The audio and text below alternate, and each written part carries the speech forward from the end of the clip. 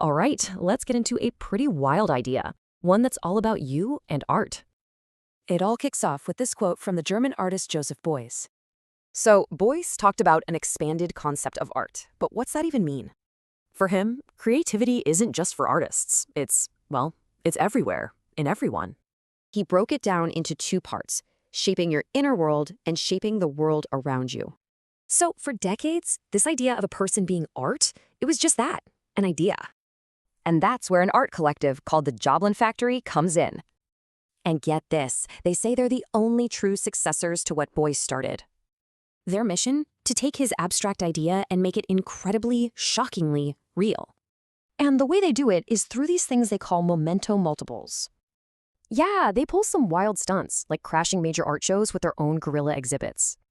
Which brings us to their most challenging idea, the idea that flesh itself is art.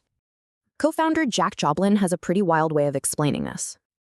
Using dead flesh, like in their salmon art, is meant to make you aware of your living flesh. The whole point is that you, the person looking at the art, become the real exhibition. So this all begs a pretty personal question, right? The thinking goes, the second you see the art in someone else, you become the artist. And this isn't just some artsy game. It has some really big, real-world implications. I mean, if every single person is a work of art, that changes everything, doesn't it? This whole journey leads to one last, pretty provocative thought. The big takeaway? It's not a choice. The human simply cannot not be art.